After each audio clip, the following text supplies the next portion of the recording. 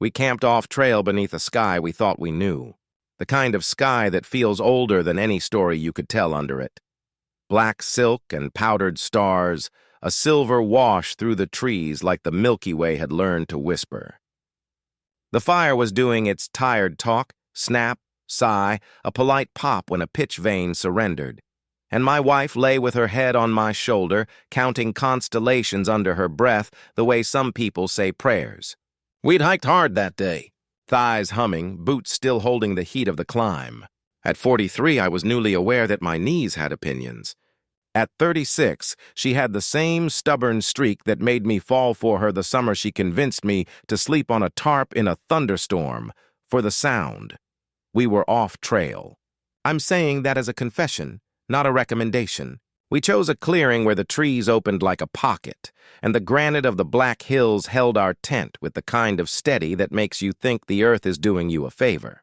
We'd packed light, a low fire, a compact stove, a compass that had belonged to her father, a small analog wristwatch I still wear when I want to hear time behaving. I have a mantra I use on long hikes and longer days. Breathe and count. 4 in, hold 4, 4 out, hold 4. A square a person can live inside. I did not know then that squares wouldn't help. I noticed them because she stopped speaking. 5 lights, at first as indistinct as satellites and then not, were stitching across the stars in a way that disrespected everything we knew about motion. Not arcs, not the lazy drift of planes you can name by their height. These cut right angles like a draftsman in a hurry, zig, halt, zag, without the blessing of acceleration. 5 points, not flickering, not blinking, just present, like a decision the sky had made. Do you see that? She said. Careful. The way you talk near a sleeping animal. I said I did. We watched. The fire kept talking. The wind carried the cold downslope and combed through the pines with sound you feel in ribs more than ears. The lights moved again, closer this time, lines between them tightening, geometry asserting itself. I reached for the compass without taking my eyes off the sky. I don't know when the silence began. I only know that the world seemed to inhale and forget the second part. The fire didn't sputter out, it just muted, like someone had taken a blanket to the noise and smoothed it flat. The cricket's saws paused mid-tooth. Even the wind came through thinner, as if polite enough to make room. My wife's hand slid to my forearm and found the muscle there, and she squeezed and did not realize she'd said the words out loud until later. Don't move. I tried to laugh because my brain thought jokes could fix physics. Breathe and count, I told myself. 4 in. The breath didn't arrive. My chest agreed to widen, then changed its mind. A metallic taste, pennies in the back of the tongue, spread like a small weather front inside my mouth. My shoulders understood freeze the way deer understand it. I could move my eyes, nothing else. Above us, the 5 lights closed a degree more, and then did something that hurt to witness. They fused. Not like merging traffic, not like 2 beams overlapping on your wall. They became one, a coin of clean brightness, then separated again. 2, 3, 5, without the courtesy of a path between. Each time they split, the air grew cooler by one careful step, the way a person moves in a dark room trying not to wake a child. Ash drifting above the fire stopped drifting and held in place. A constellation of embers the universe had shelved. The compass needle, faithful, ordinary, smug with its north, trembled, swung south like it had forgotten its childhood and then tilted up. Not east, not west, up. As if the sky had become north and the ground could do nothing about it. My watch ticked and then didn't and then tried to catch up, guilty. 12 seconds, I would later guess, went missing under its little hands. The lights were close enough now that I could see they were not dots, but circles that volunteered no texture. Not glow, not flare, not edge burn. They were, this is the best I can do, decisions in the shape of light. They slid into a shallow arc above the tent, paused, and then the entire arc tilted toward us, like someone cocking their head to listen better. If they tilt, they're listening, my wife said later. Not then. Later. Then she only gripped and breathed like she was arguing with water.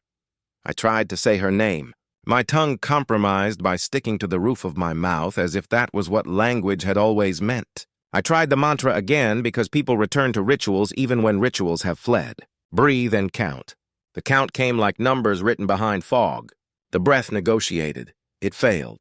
I stared at the tent seam inches from my nose and thought absurdly about whether I'd resealed it right last spring. The lights tilted farther. The fire quieted into silence so pure it made me want to apologize to it for using it as heat. The metallic taste sharpened. The hair on my forearms rose and stayed there. Somewhere under the tent, the earth changed its mind about warmth. A pocket of cold blossomed from the granite like the stone wanted to share a memory of ice. I would like to tell you what I felt. I felt watched. Not hunted, not studied. Registered. As if the air had turned into an instrument that was checking us for notes. My wife found sound first. A small sound. A vowel a person makes when she's dropped a glass and isn't sure whether it broke. Her hand tightened. That was when the lights did their strangest kindness. They pulled back just a hair, and I felt the thin cord around my chest loosen one notch. I dragged air in like I was stealing it and tried not to cough because it felt rude. The 5 lights arranged themselves into a shape that wanted to be a pentagon and missed by a degree. Then they collapsed into a single point again and burst apart into 3 that made a line and 2 that watched it. The ash above the campfire resumed falling as if it had never taken a break.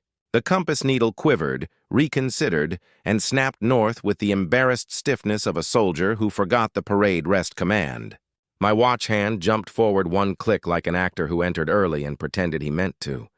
We lay there and didn't move because we were told, by a voice we recognized as ours, here's who we were and why we thought we deserved a quiet sky. Married a dozen years at that point. 2 decent cars, 1 aging dog, a mortgage that felt achievable on paper and predatory on nights like this. I sell things for a living, B2B, the kind of deals that involve a whiteboard and a handshake and a promise I have to keep. She reads maps for fun and paints what she sees on hikes. Aspens like exclamation points against storm clouds. Granite like the backs of sleeping animals. Pines listening. We hiked weekends to feel like we were as close to the version of ourselves we liked best. The one that remembers water tastes better out of a metal bottle and that stars are not small. We chose the Black Hills because the air there simplifies. Light pollution steps back. The sky trusts you. We took a spur that wasn't a spur and promised to stick to fundamentals. Leave no trace, no fires bigger than a handshake, watch the weather, keep your mouth shut if the wind has secrets to tell. We broke 1 rule and went off trail a 1/4 mile to a bowl that looked like it had been designed for sleeping in. I'm telling you not to do that because you shouldn't. I'm telling you we did because it's the truth. As dusk folded into night, she pointed out Cassiopeia, cocked like a lounge chair over the treetops. Sagittarius bulky near the horizon. The long arc of the Milky Way like river water, dragging starlight. We named a satellite as it slid with the routine dignity of a schedule. We named a plane by its altitude and its route just to make ourselves feel clever. Then the 5 lights unstitched our narrative and replaced it with their own. Up until the tilt, we were curious. Past the tilt, we were inventory. My mantra was no use. I could count. I could not breathe. I could list the camping stove's BTUs and the number of steps we took on the climb and the cost of the boots on my feet. Numbers served as talismans until they didn't. She had the camera on the little tripod we keep for long exposures. She'd set it up casually an hour before in case of meteor luck, aimed near the gap in the trees where the sky opens like a mouth. As the worst of the paralysis backed off, the part of her brain that is braver than mine flicked the shutter open for a 30-second capture. If we lived, we might get a picture of the sky that would put us back in it. The lights recalculated themselves over our roofline, and then, this was the quietest part, settled. Not touched, not landed, hung. The tent fabric lifted as if static were making a suggestion. The cold deepened and then steadied, as though someone had asked the air to hold still while they measured. We lay and let being measured happen. If they tilt, they're listening, is what she will tell you if you meet her. She says it now as advice. That night, neither of us said anything that wasn't involuntary. They tilted. Then they untilted. Then they were gone. No smear. No streak, no retreat. Here, then less here, then memory with edges. The fire coughed back its voice like a singer who wasn't ready for the audience yet. The crickets remembered their verbs. The wind put its hands back in our hair. The metallic taste thinned. I flexed my fingers and felt pins and needles up to the elbow like the body was deleting a freeze frame. I reached for the compass. The needle was steady, instantly dignified, like a dog caught doing something undog. My watch ticked obediently, pretending it had never skipped school. I turned my head toward my wife, and she turned hers toward me, and the look we shared was the kind you earn. It said, "We were here, we were together, we are not lying to each other. Did you?" I asked. "Yes," she said. And that was the last time that night we used words we didn't have to. You want the parts you can touch. Here, we checked the camera. The long exposure of the sky that held our fear had star trails that behaved exactly like they do when the Earth rotates and we're little and sensible beneath it. Arcs smooth and patient. In the corner where the 5 lights had stitched, there was a set of trails that did not respect smooth or patient. They moved, then stopped, then moved at a different angle like someone had cut a frame from the night and glued the remainder together. A break in each line where the line should not break.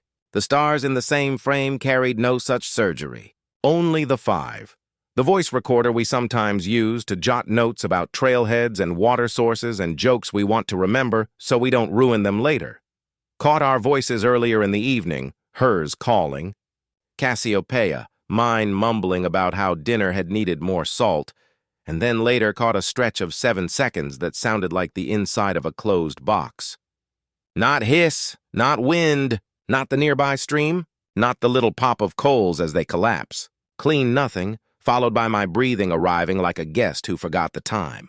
I'm not offering it as evidence, just as companionship for the piece of the story that refuses to be satisfied. Her father's compass, which had found her in a box of belongings after a funeral that did not get the right weather, had to be retired. The next morning in open meadow, it was fine. In stand-up pines, fine. In the clearing where we slept, it pulled upward as if the sky had a magnet inside it, and the needle preferred ambition to loyalty. At home in the yard, it behaved.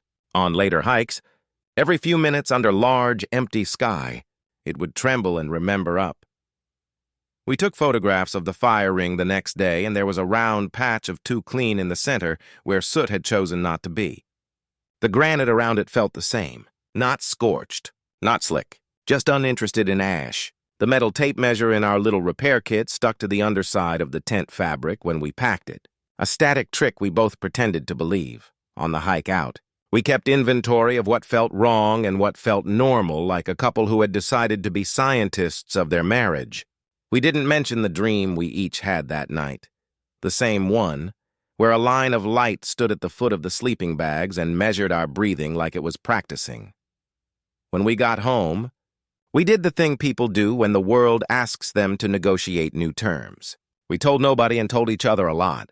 I'm not asking you to believe me. I'm asking you to borrow my eyes for a few minutes and see if the shape of what I'm describing matches anything you've carried around without framing. We camped beneath a sky we thought we knew. 5 lights crossed it like a geometry problem written by a bored god. They fused and split and hung above us and then tilted the way attentive heads tilt. In that tilt, my body chose not to move. The fire chose not to speak. The night soundtrack took a thoughtful pause. A compass pointed up. A watch miscounted. A photograph grew an honest wound where a line broke. A recorder let 7 seconds of respect pass. If you're looking for coordinates, I won't give them. If you're thinking about going into the Black Hills off trail to see if the sky will choose you too, don't. Find a legal site. Stay on established ground. Keep the land from grieving your presence. If you've made long exposures of your own, public, safe, ordinary, and you've seen a trail break where it shouldn't while the stars obeyed their math, tell me with one word in the comments. 5. No links. No locations. Just the word. I'll know what you mean. There is one line I will give you because it might help if your night tilts. If they tilt, they're listening. That's not science. It's etiquette. Something leaned toward us like attention. That was the moment the body decided stillness was contribution. Aftermath is not as cinematic as the stories make it. It is more like housekeeping. Once a week, for a while, my phone rang at night for 7 seconds and displayed a number whose manners did not include a name.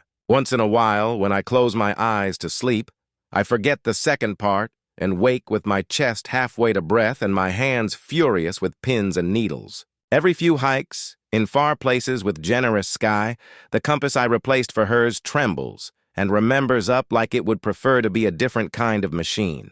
And sometimes, when we pass a field of granite that looks like the backs of horses pressed together, one of us says, "Breathe and count," and the other says, "If they tilt, they're listening," and we walk on. I am still who I was, a man who sells things and loves a woman who reads maps and wants the world to behave as if rules are a kindness. I am also a person who lay under 5 lights that knew how to take the room. Those identities do not cancel each other. They just adjust their posture like we did on a night when everything leaned in. If you were with us then, you would have heard nothing. You would have watched 2 people be held briefly by attention. You might have felt your own breath negotiate terms. And when the sound came back, and the lights decided elsewhere, and the cold learned to be air again, you would have looked at the person beside you and done an inventory of what mattered. We were here. We were together. We are not lying to each other. I offer this with the gentleness the night offered us. Not a command, not a proof. A record of a tilt and the manners we chose in response. If any of this matched your picture, if any photograph you took of a meteor night grew a fracture in a line that should not have broken, leave 5. I will read them when the house is slow and the dog has chosen the couch again and the compass on the shelf is pretending to mind its north. And if the lights ever lean toward you, if attention takes the shape of geometry, remember this: don't move. Not because of fear, because listening is sometimes the only honest answer. Breathe and count. If you can, we hiked out at dawn. The fire pit was clean in the middle as if it had been remade. The pines were pines and the granite was granite, and the sky was back to being an ocean we were allowed to sail under without paperwork. We left the clearing better than we found it. The trail took us back to a lot with a car that started and a city that would ask nothing of us that wasn't human. I don't think the world owes us an explanation. I think sometimes the world shares a habit and our job is to behave well while it happens. The habit we saw was light learning how to listen. If you ever meet it, consider this a note left for you in the margin of the map. If they tilt, they're listening.